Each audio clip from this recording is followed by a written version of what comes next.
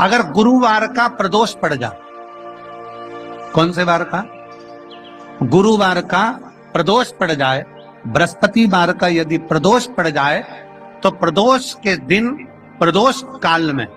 प्रदोष के दिन प्रदोष काल में शिवालय में जाएं, शंकर के मंदिर में जाएं, एक ही दिए के अंदर एक फूल बाती, कैसी बाती है? फूल बाती, और उसी दिए के अंदर एक लंबी बाती, दो बाती। कौन सी बाती हैं? जम के बोलो जरा।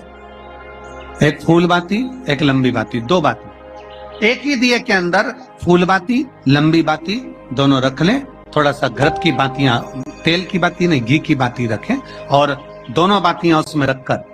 3 बेलपत्र भगवान शंकर के मंदिर में लेकर जाएं।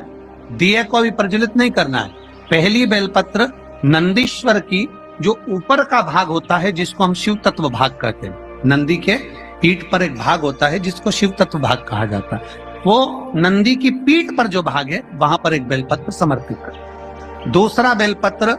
आप जो माता पार्वती जी का, जैसे ये शिवलिंग है और ये गोल भाग है, ये माता पार्वती जी का हस्तकमल है, तो माता पार्वती जी का जो हस्तकमल है, इस हस्तकमल पर कहीं पर भी एक बेलपत्र आप समर्पित कर दें। और तीसरे नंबर की जो बेलपत्र है वो भगवान शंकर पर समर्पित कर दें। जो दिया आप लेकर गए हो मंदिर में, उसी दिए को नंदी और महादेव इन दोनों को दर्शन कराते हुए अगर मंदिर के अंदर लगाने दें दिया तो ठीक है, ना लगाने दें तो दीप को बीच में बस स्पर्श कराकर भले बाहर जाकर लगा दो, पर प्रयास करो वो दीप, वैसे तो बीच में नंदी और शिव के मध्य में वो दिया स्पर्श होना चाहिए। जैसे ये नंदी है और ये शिव है, तो इसके मध्य में दीप स्पर्श कर ले, भले उसको जलाने ना दें, पर स्पर्श मात्र कर कर अगर आपने एकांत में कहीं पर भी ले जाकर लगा दिया, उस दीप को जला दिया, तो गया हुआ कितना भी करोड़ रुपया हो, वो धीरे धीरे कर कर गया हुआ धन हमारा वापिस आता ही। कोई खाकर भी बैठ गया तो देगा जरूर, वो धन आएगा जरूर, कैसे भी आएगा, पर अपनी संपदा वापस। गुरुवार की प्रदोष पड़ती है तो शिव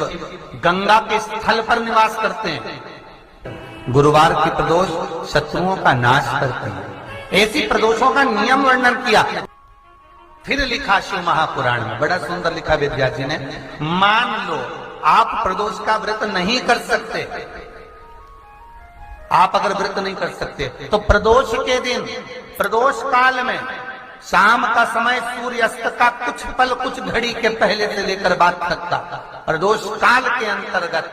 आप शंकर जी के मंदिर में जाकर 1 लोटा पानी, 5 बेलपत्र भी अगर समर्पित करते हैं तो संपूर्ण प्रदोष का फल आपके भाग्य में प्रबल हो जाए।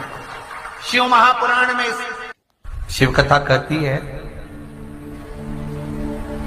नंदी का एक पांव ऊपर होता है। आप लोग दर्शन करे होंगे शंकर जी के मंदिर में नंदी के, तो नंदी का एक पांव उठा हुआ होता है, एक पांव नीचा की ओर होता है। शिव पुराण की कथा कहती है, मान लो कोई हड्डी से जुड़ा हुआ रोग, नेत्रों से जुड़ा हुआ, मस्तिष्क से जुड़ा हुआ कोई रोग रहता है, तो एक नीले कलर का फूल आता है महाराज, उस फूल में हल्दी डालकर गुरुवार का प्रदोष पड़ने पर जो नंदी के पांव के पास समर्पित कर देता है महाराज, उसका रोग धीरे धीरे समाप्त होने लगता है। लिंग पुराण कहती है कि नंदीश्वर भगवान के सामने जो पुष्प समर्पित करा जाता है उसको, ये तो लिखा था स्कंद पुराण और शिव पुराण, लिंग पुराण कहती है जो फूल आपने समर्पित करा उसको लाकर पानी की बाल्टी में डालकर आप स्नान भी कर सकते हो, उससे भी हड्डी के जितने रोग होते हैं उसमें आराम लगने लगा। जैसे कहीं शरीर नहीं चल रहा, हाथ झुंड पड़ रहा है, हाथ काम नहीं कर रहा, हाथ में झुंझुनी आ रही है, कंपन आ रहा है, उसमें भी ये प्रयोग कर, पर होना चाहिए बृहस्पतिवार की प्रदोष। कौन से वार की? बृहस्पतिवार, गुरुवार की प्रदोष। प्रदोष के दिन यदि आपको कहीं से शमी पत्र मिल जाए, प्रदोष के दिन यदि कहीं से आपको शमी पत्र मिल जाए और प्रदोष काल में, प्रदोष का जो समय होता है, शाम का जो समय होता है प्रदोष काल, 4 प्रदोष 5 प्रदोष आप कर देखिएगा कि आपका कोई काम है, कोई नौकरी के लिए आप अप्लाई कर रहे हैं, कोई समस्या बड़ी विकट आ गई है, कोई तकलीफ विकट आ गई है, कोई समस्या विकट आ गई है, प्रदोष के प्रदोष काल में अगर एक शमी पत्र भी आप घर के शिवलिंग को, अब ये करने के लिए आपको मंदिर पे शिवलिंग नहीं जाना, अपने घर में जो शिवलिंग, चाहे वो स्फटिक का हो, पारद का हो, कंकर शंकर का हो, लकड़ी का हो, जो शिवलिंग तुम्हारे घर में, कांच का हो, चाहे वो नर्मदा के कंकर का हो, नर्मदेश्वर हो, पाषाण का हो, जो शिवलिंग चांदी का हो, सोने का हो, तांबे का हो, पीतल का हो, जो शिवलिंग तुम्हारे,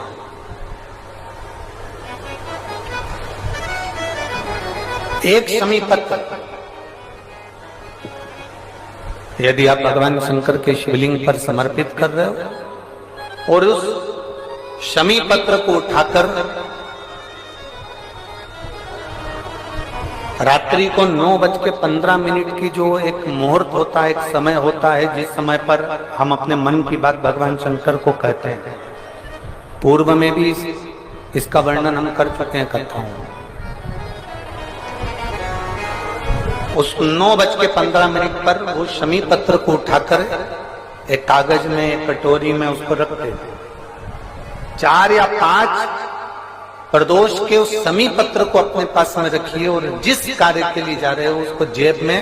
ऊपर के भाग में उसको रखकर लेकर जाइए, आपका वो कार्य सफल होकर ही रहेगा, वो रुक नहीं सकता। कल भी कथा में कहा था कि मंदिर नहीं जा सकते तो उसकी चौखट का दर्शन करो, उसके दरवाजे के द्वारपाल वीरभद्र मणिभद्र